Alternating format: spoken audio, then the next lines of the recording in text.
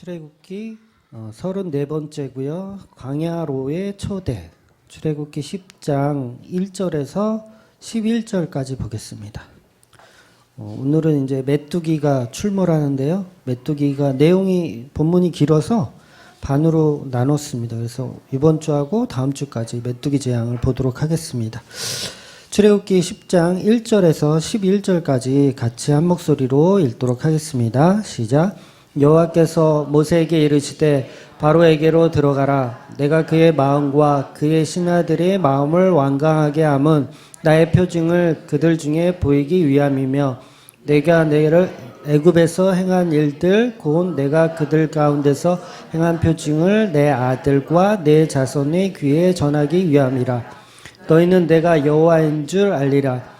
모세와 아론이 바로에게 들어가서 그에게 이르되 히브리 사람의 하나님 여호와께서 말씀하시기를 내가 어느 때까지 내 앞에 겸비하지 아니하겠느냐. 보내라. 그들이 나를 섬길 것이라. 내가 만일 내 백성을 보내기를 거절하면 내일 내가 메뚜기를 내 경내에 들어가게 하리니 메뚜기가 지면을 덮어서 사람을 땅을 볼 수 없을 것이라. 메뚜기가 내게 남은 그것 곧 우박에 면하며 남은 것들을 먹으며 들에서 자라나는 모든 나무를 먹을 것이며 또 내 집들과 내 모든 신하의 집들과 모든 애굽 사람의 집들에 가득하리니 이는 내 아버지와 내 조상이 이 땅에 있었던 그날로부터 오늘까지 보지 못했던 것이니라 하셨다 하고 돌이켜 바로에게 나오니 바로의 신하들이 그에게 말하되 어느 때까지 이 사람이 우리를 함정이 되리이까. 그 사람들을 보내어 그들의 하나님 여호와를 섬기게 하소서. 왕은 아직도 애굽이 망한 줄을 알지 못하시니까 하고 모세와 아론을 바로에게서 다시 데려오니 바로가 그들에게 이르되 가서 너희의 아버지 여호와를 섬기라. 갈 자는 누구냐. 모세가 이르되 우리가 여호와 앞에 절기를 지킬 것인즉 우리가 남녀노소와 양과 소를 데리고 가겠나이다. 바로가 그들에게 이르되 내가 너희와 너희의 어린아이들을 보내면 여호와가 너희와 함께함과 같으리라. 보라, 그것이 너희에게 나쁜 것이니라. 그렇지 않지 말고 너희 장정만 가서 여호와를 섬기라.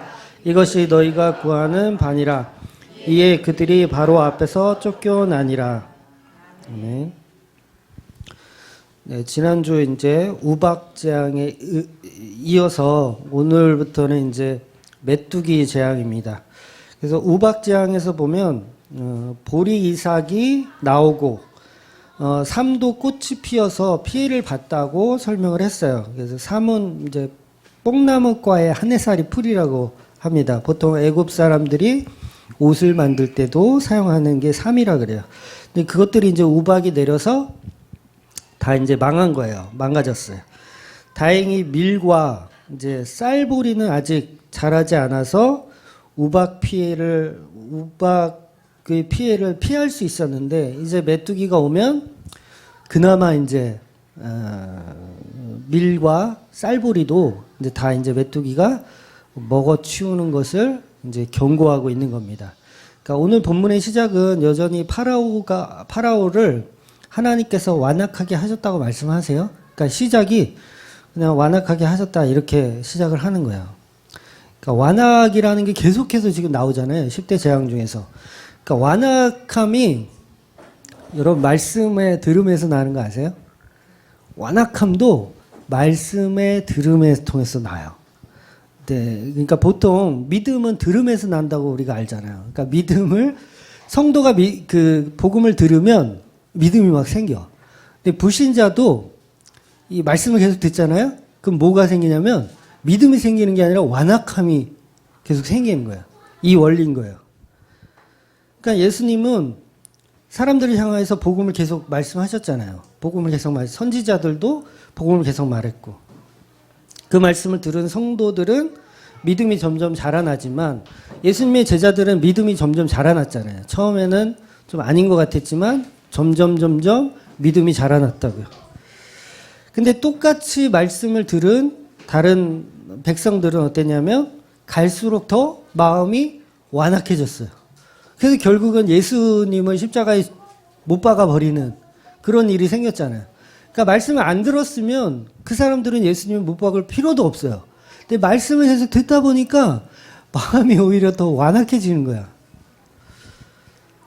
그러니까 복음을 듣고도 그 복음을 향해 저주의 말을 퍼붓는 게 우리 모습이라는 거예요. 불신자들의 모습. 그러니까 가짜 복음을 열심히 들었던 사람들은 어때요? 마음이 점점 더 완악해지더라는 거죠. 그러니까 진짜 복음이 찾아와도 이제는 그 복음을 내치는 거죠. 그동안 이제 그 완악함이 가득해지면 진짜 복음이 찾아와도 그것을 외치는 거. 그래서 복음을 모르는 사람들이 대번에 예수님의 말씀을 들으면 그냥 저거 이상하다. 저거 이단 아니냐. 저거 바알세불 아니냐. 막 이렇게 얘기하는 거예요. 복음을 듣는데도 들으면 믿음은 들음에서 난다 그래서 복음을 계속 들으면 믿음이 자랄 것 같지만 아니라는 거예요. 오히려 들으면 더 완악해질 뿐이라는 거죠. 그래서 우리 교회도 그렇잖아요. 주맙교회 그 이혜원 목사 정식 교단이 맞나요? 뭐 이런 거 그 지식인에 누가 물어본 거 있잖아요. 보셨어요? 지식인에 그걸 왜 지식인에 물어보는지 몰라. 카페에 와서 물어보면 되지. 주맙교회 이혜원 목사 정식 그 교단에 소속된 목사가 맞나요? 그러니까 그 댓글 단 거 제가 봤거든요. 봤더니 정확하지도 않은 답을 막 해놓는 사람이 있더라고요. 어느 교단이다 막 이러면서.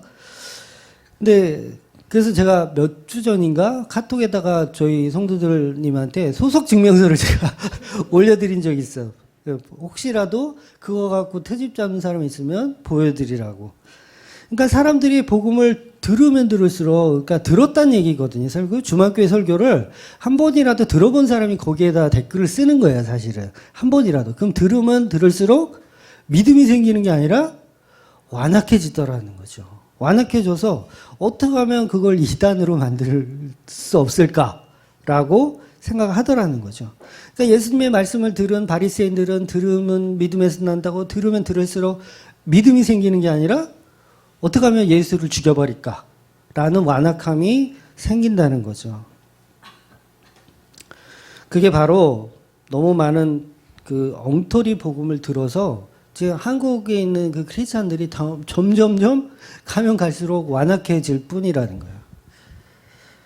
그러니까 성경과 비교를 해야 되는데 성경하고 비교를 안 하고 그냥 성공한 목사들의 교리와 비교를 하더라는 거죠.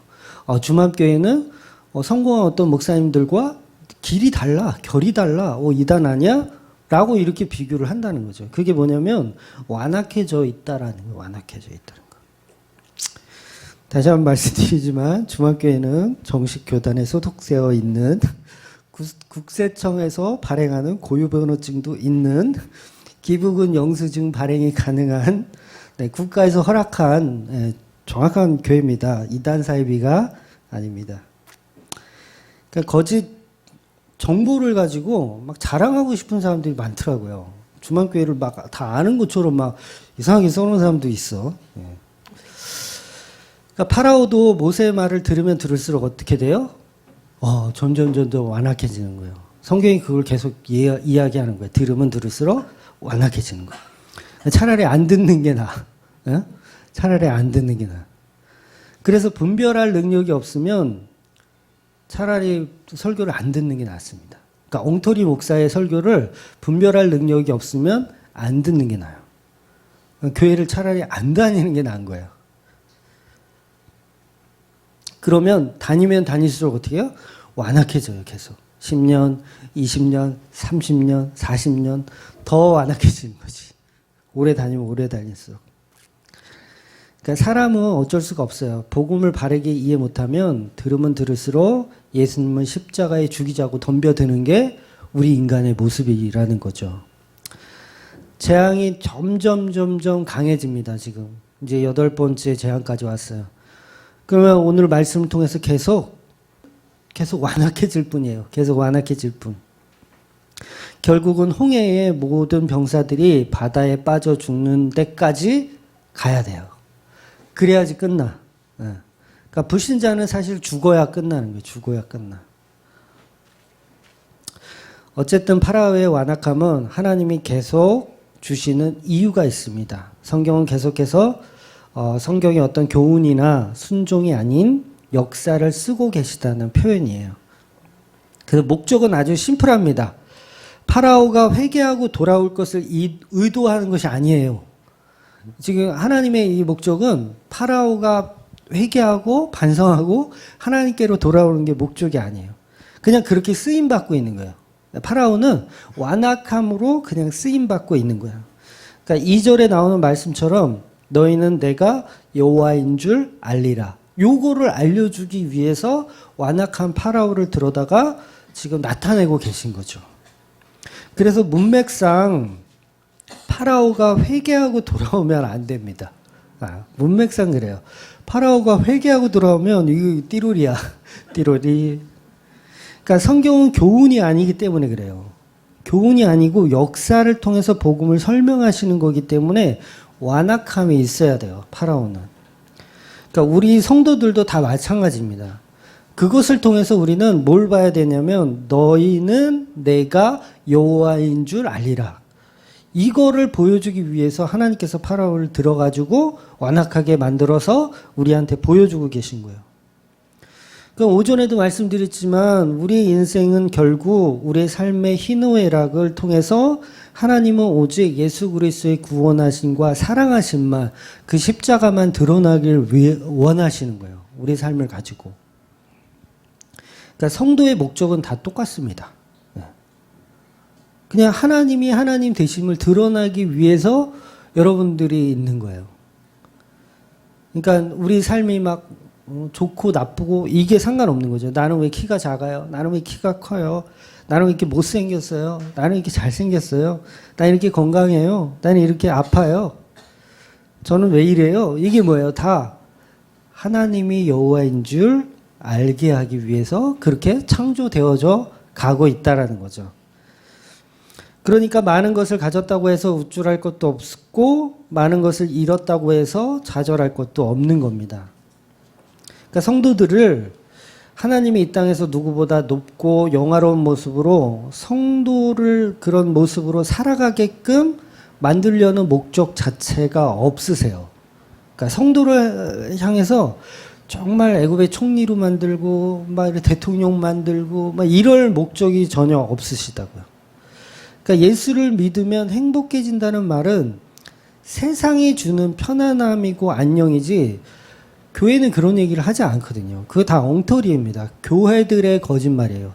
예수를 믿으면 행복해진다는 건 그 행복은 다른 행복이란 말이에요. 다른 행복. 세상이 말하는 그런 안녕이나 그런 평안이 아니라는 거죠. 다른 행복. 그래서 교회에 대한 어떤 높아짐이나 성공과 부흥에 관심을 둘 필요가 없어요. 우리는. 성도들은 거기에 관심을 둘 필요가 없어요. 오로지 그리스도의 십자가만 드러내는 곳이 교회여야 하는 거죠.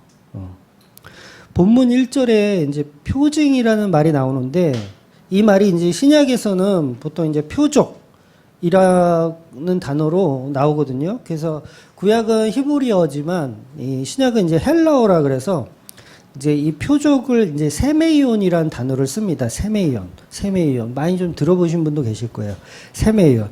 오로지 하나님의 능력과 권위를 나타내는 사건을 말하는 거예요. 그러니까 우리 인생이 높아지나 낮아지나 많으나 적으나 성도들은 모두 세메이온이에요. 세메이온. 하나님의 영광을 위한 표적. 하나님의 영광을 위한 도구로 사용되는 거죠. 그러니까 나는 왜 소경으로 태어났습니까? 라고 하면 그건 뭐예요? 세메이온이에요. 세메이온. 하나님의 영광을 위하여 하나님의 표적을 위하여 소경으로 태어난 거예요. 이게 저와 여러분의 위로가 되셔야 돼요. 하나님은 성도를 세메이온으로 다 만들어가고 계신 거예요. 교회를 개척해서요. 2년을 했는데 성도가 3명이야. 이게 뭐예요? 세메이온이에요. 표적을 나타내고 계시다는 거죠. 그 반대로 교회를 했는데 2년을 했는데 막 100명이 됐어. 100명 너무 적나? 한 1000명이 됐어. 뭐예요? 그것도 사실은 세메이온의 하나로 봐야 하는 거죠. 그걸 못 보면 또 이게 지자랑이 되는 거죠. 그러니까 성도의 모든 삶은 다 이 세메이온, 하나님의 표적이라는 거예요. 그러니까 계속되는 애굽의 재앙들의 목적은 그냥 응보의 개념이 아니에요. 응보의 개념. 그러니까 많은 분들이 거기에 빠져 있어요. 그러니까 너희가 내 백성을 못 살게 굴었어? 이스라엘을 못 살게 굴었어? 너 한번 죽어봐. 애굽 파라오 너 한번 죽어봐. 이게 응보잖아요. 응보. 요 개념 아니라고요. 요 개념 다 틀린 개념이에요. 하나님이 우리 성도의 편에 서는 건 맞지만 성도의 편에 서서 불신자들 괜히 막 혼내주고 때려주고 그런 유치한 개념이 아닌 거예요.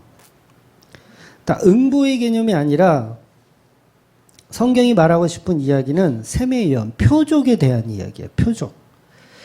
그러니까 하나님이 하나님 되심을 선포하기 위한 것이지 이스라엘의 원수를 갚아주기 위해서 네가 우리 백성을 종으로 삼아 내가 그냥 혼내줄 거야. 그런 개념이 아니라고요. 그러니까 어떤 분들 그런 분들 있잖아요. 불신자들한테 막 내가 고통을 당했어. 막 돈도 떼어먹고 막. 그럼 하나님께 기도하죠. 하나님 저 인간 좀 혼내주세요. 그런 개념 아니라고요. 그런 개념은 잘못된 개념인 거예요. 그러니까 모든 것은 다 이 표적, 셈의 이혼의 개념으로 봐야 합니다. 첫째는 모세와 아론이고 그리고 이스라엘 백성까지 이 표적을 통해서 재앙을 목격하는 모든 자가 하나님의 하나님 되심을 보게 하는 게 목적인 거예요. 그러니까 성경의 모든 역사를 통해서 내가 성도가 눈을 들어 보게 하는 것은 뭐예요?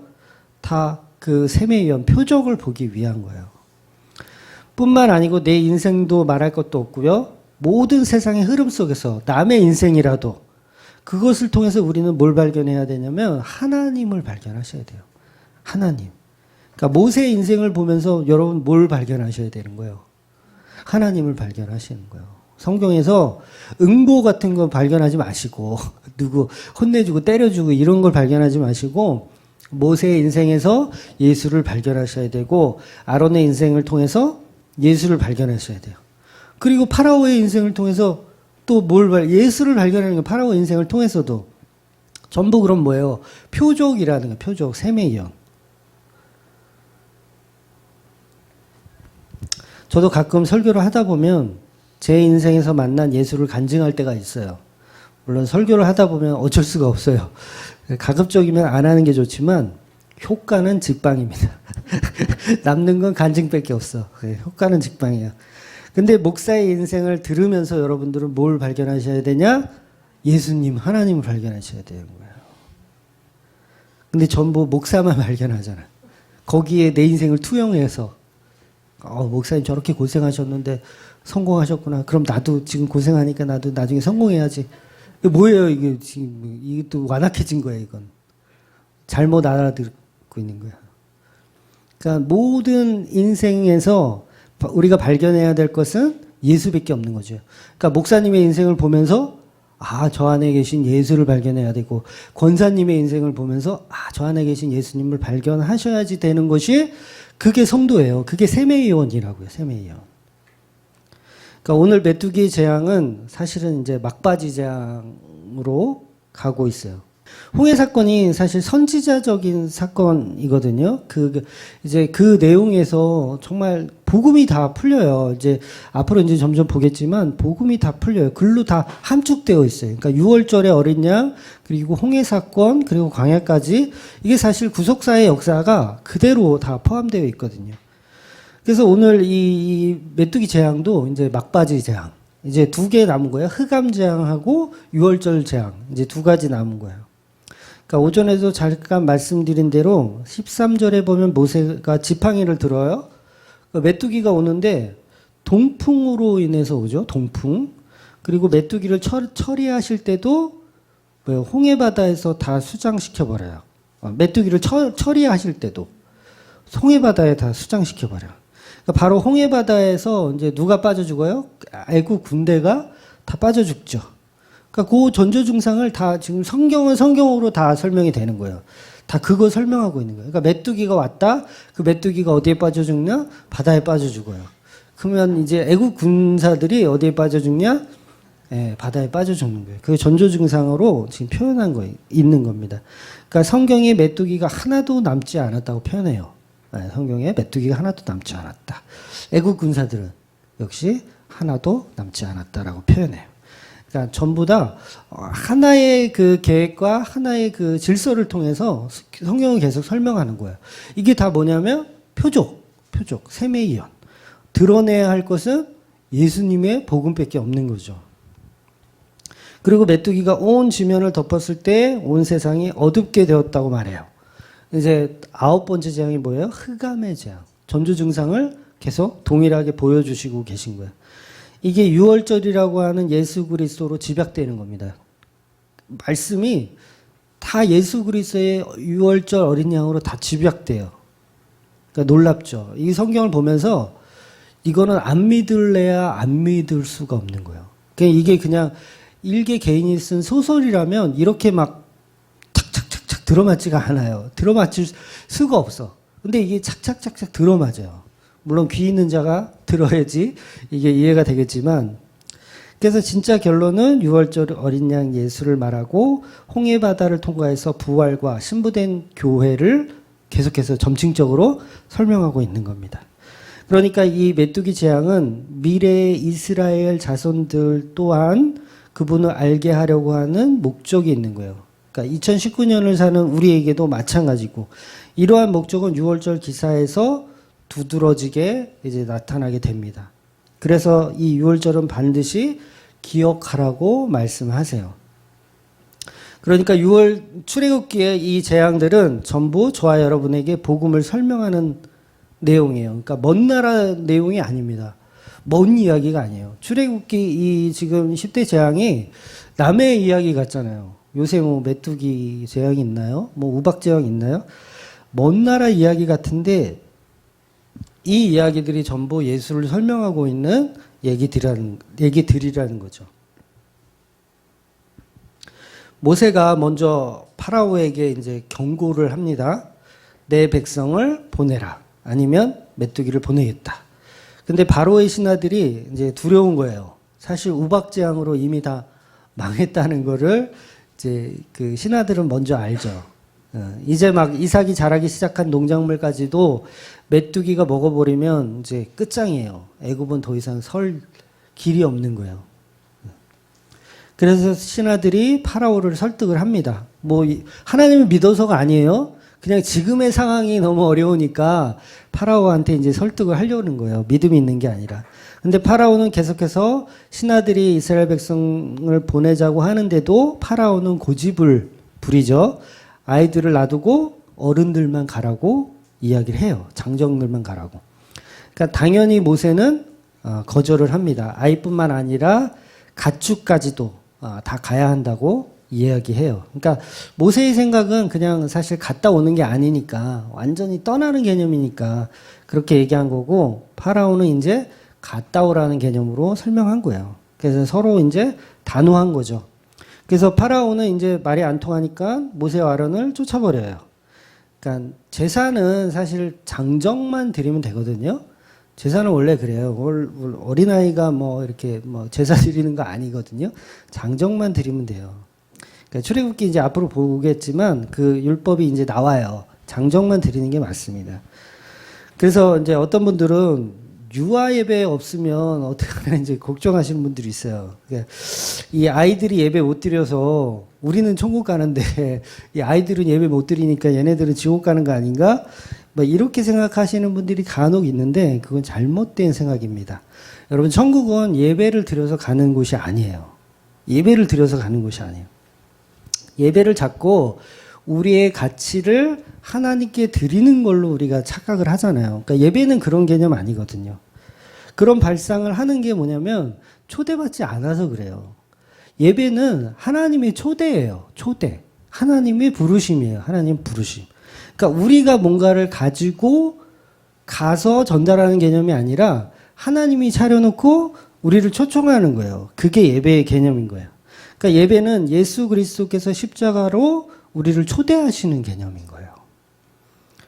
그러니까 우리가 이제 막 멀리서 오시는 분들이면 2-3시간 차 타고 와서 머리 털라고 나는 파주 땅을 처음 밟아봤다. 그런 분도 이제 계시잖아요. 근데 여러분이 예배 드리러 온 게 아니에요. 여러분이 왜 온지 아세요? 초대받으신 거예요. 초대받으신 거. 초대받아서 온 거예요. 그러니까 이 생각 자체를 다 뜯어 고쳐야 돼. 막 자기가 예배 드리러 온다고 생각해. 그거는 뭐냐면 그 오전에 말씀드린 돈가스 먹으려고 줄 서 있는 거. 그게 지가 예배 드리려고 온 거고 우리는 초대받은 거예요. 이미 표를 갖고 있어요. 우리는 표를 갖고 있어. 예배에 초청받아서 온 거지. 내가 예배를 만들고 기획해서 하나님, 자 우리가 준비했으니 이제 오시옵소서. 요게 아니라고요. 우리가 준비한 게 아니라 하나님이 다 준비해 놓고 우리를 초청하신 거예요. 그게 온 거죠. 여러분들이 여기 왜 왔냐면 초대받아서 오신 거예요. 그러니까 이 정신 상태를 뜯어 고칠 필요가 있어요. 그러니까 제가 아까도 말씀드렸지만 어떤 목사들은 그러잖아요. 야, 맛집도 그렇게 줄 서서 기다리고 맛집 있다 그러면 검색해가지고 막 30km, 40km도 차 타고 가서 밥 처먹으면서 교회를 안 와? 그 얘기는 틀린 얘기라고요. 예. 우리는 거리가 그게 중요한 게 아니라 내가 찾아가는 개념이 아니라 내가 맛집 검색해서 여러분 다 맛집 검색해서 오셨잖아요. 주말교회를. 인터넷, 유튜브 그 많은 목사들 다 이렇게 듣고 들어서 걸러서 왔잖아요. 근데 여러분이 찾아서 온 게 아니라 초대하신 거예요. 예수 그리스도께서 초대하신 거. 그러니까 예배는 우리가 찾아가는 게 아니라 성령님께서 우리를 초대하신 거예요. 그래서 여러분이 이렇게 먼 곳까지 올 수 있었던 것은 하나님의 은혜고 성령님의 인도하심이라는 거죠. 그래서 초대는 결혼식을 예를 들어서 내가 초대를 받았다. 그러면 뭐 어디 미국이나 미국이나 뭐 제주도 뭐 이렇게 먼 거리 아니고서는 웬만하면 다 가잖아요. 좀 멀어도 결혼식 초대는. 초대 안 받으면 아무리 가까워도 못 가는 거예요. 그건 초대 안 받으면. 그러니까 예배를 우리가 뭔가 드린다고 착각하면 안 되고 우리는 다 값없이 초대받는 거예요. 예수 그리스도의 어린 양의 핏값으로 초대받으신 거예요. 그 초대받은 자리에 여러분들이 오신 겁니다. 그래서 내가 금은보화를 가지고 이렇게 와서 예배 드리는 거 카페에도 어떤 분이 그거 질문하셨던데 동방박사가 황금을 이렇게 예수님께 드리잖아요. 예수님께 황금과 몰약과 막 이거를 예수님께 드리잖아요. 그거 예배의 개념 아니에요. 예배를 그렇게 설명하면 그게 틀린 설명이에요. 예배는 그게 예배가 아니라 그건 뭐냐면 세매연. 지금 제가 설명드린 표적에 대한 이야기지, 그게 막 이렇게 헌금 많이 해가지고 황금 많이 바치면 어린 아기 예수님께서 기뻐하신다. 그 얘기가 성경의 팩트가 아니거든요. 그건 표적을 얘기하는 거예요. 초대장을 가지고 우리를 초청하신 그 표적을 설명하시는 거예요. 근데 그거를 다 무슨 예배로 연결시켜가지고 헌금으로 연결시켜가지고 동방박사도 그렇게 황금 가지고 왔으니 너희들도 황금 가지고 오라고 라는 설교를 하면 그거 진짜 엉터리 설교인 거죠. 그러니까 성탄절 맞아서 아마 그런 설교하는 교회가 아마 거의 90%가 넘을 거예요. 황금과 몰약을 가지고 교회 오라고. 동방박사가요, 괜히 와가지고 어떻게 했어요? 예수님 친구들 다 죽였어요. 예. 2살 아래의 어린이들을, 애기들을 동방박사 때문에 다 죽였어요. 근데 그게 무슨 예배예요? 예배를 말하고 싶은 게 아니라 표적을 말하고 싶은 거예요, 표적을. 그러니까 예배에 대한 이야기가 아니라 예수가 나셨다. 구세주 예수가 나셨다라는 표적을 보여주시는 거지 돈 많이 갖고 오라는 얘기가 아닌 거예요. 그러니까 우리는 하나님을 예배할 수도 없는 존재. 우리가 무슨 하나님을 예배해요? 우리가 무슨 금이 있다고 그거 갖고 온다고 어떻게 줄 거야? 어떻게 줄 거야? 하나님한테 여러분의 돈을. 저한테 주면은 제가 같이 그 하나님께 어떻게 줘요? 저라고 방법이 있어요? 방법이 없어요. 그러니까 우리의 가치를 하나님께 드린다고 생각하지 마시고 표적으로 읽어내셔야 되는 거예요. 아, 구주가 나셨구나. 이 표적으로. 그러니까 안식일을 기억하여 거룩히 지켜라. 이 말이 뭐예요? 이 안식일을 기억하여 거룩히 지키는 건 이게 예배인 거예요. 이게 다른 게 예배가 아니라.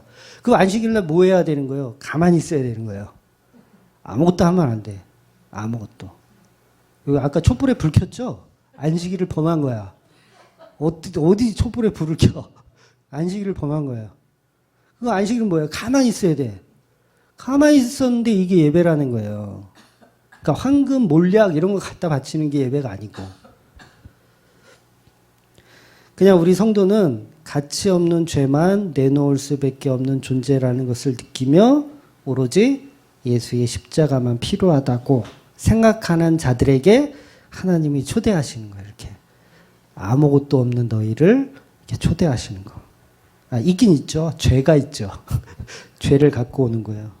그게 예배입니다. 그게 예배. 그래서 저와 여러분은 초대받은 겁니다. 그 초대에 응하는 것이 예배예요.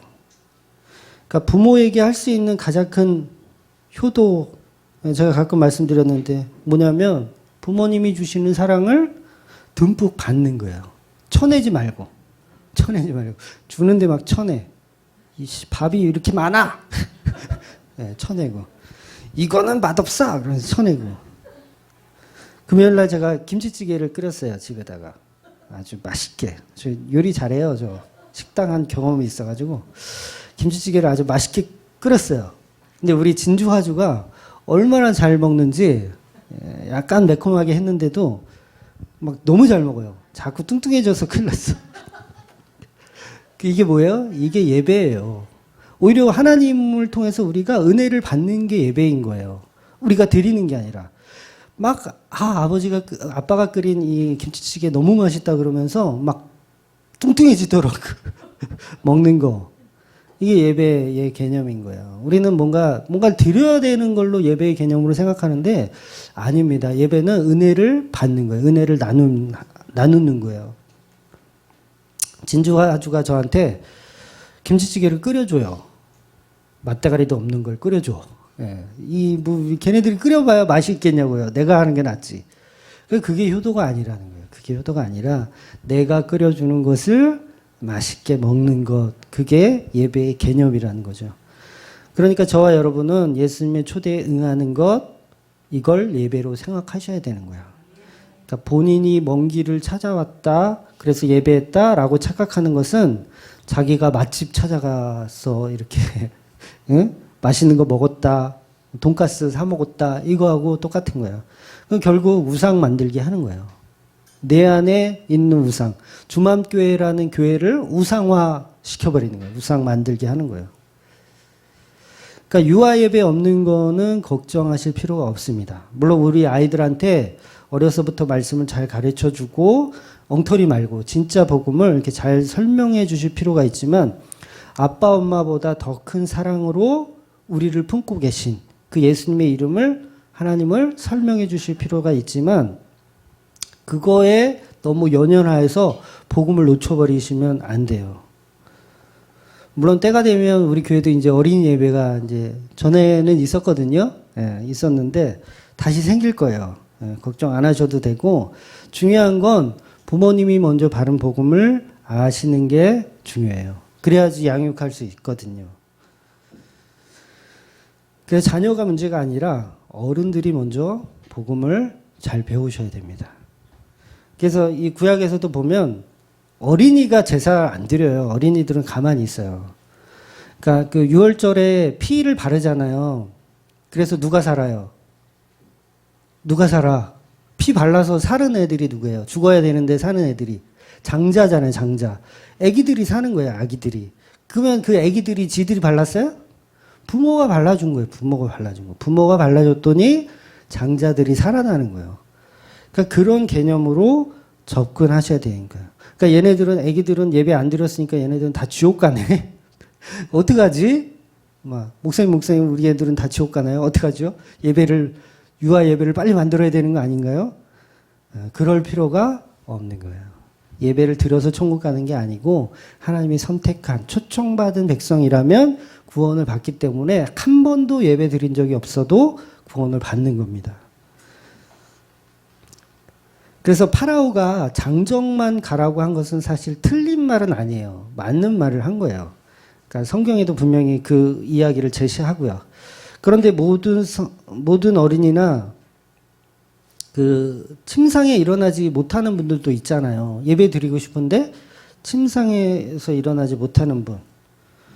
그러니까 치매가 걸려서 인격적인 예배가 불가능하신 분들, 뭐 어려운 분들, 전부 이런 분들은 그럼 예배 못 드리면 다 지옥 가는 거 아니잖아요. 그런 개념이 아닌 거예요. 그러니까 세상 사람들은, 복음을 모르는 사람들은 다 예배가 우리 인간 측에서 뭔가를 드려야 되는 걸로 생각하는데, 아니, 이미 초대를 받은 사람들은 다 무엇을 하든 상관없이 구원을 받는 개념인 거예요. 그러나 예배의 주체는 오직 예수 그리스도의 십자가로의 초대이기 때문에 우리 마음이 그 초대에 참여되면 되는 거예요. 그래서 모세는 진짜 예배의 개념을 알기 때문에 못 알아듣는 아이들까지 다 광야로 가야 한다고 설명하는 거예요. 왜냐하면 이게 갔다 오는 개념이 아니라 완전한 탈출을 모세는 생각하고 있었기 때문에 어린아이서부터 가축까지 다 우리는 가야 한다라고 얘기한 거예요. 그러니까 우리의 신앙생활의 목적은 예배를 만들고 예배를 초대하는 자들이 아니에요. 그러니까 우리 집사님들도 그걸 아셔야 돼요. 우리 교회가 정말 예배를 잘 기획해서 잘 준비해서 하나님께 드리자, 또는 잘 준비해서 기획해서 이웃을 초청해서 이웃 초청 잔치 뭐 이런 거 교회에서 많이 하죠. 그런 개념으로 예배를 만들면 그거는 방향성이 잘못된 거예요. 그러니까 모든 것은 다 하나님이 차려놓고 우리는 초대받아서 오는 개념인 거예요. 그러니까 이게 뭐 아무것도 하지 말자, 뭐 프로그램이고 뭐고 뭐 문화예배고 하지 말자, 그런 개념이 아닌 거예요.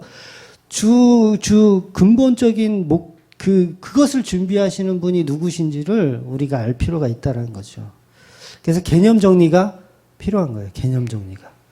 우리가 만들어서 초대하는 게 아니라 하나님이 우리를 만들고 계시구나. 초대하고 계시구나.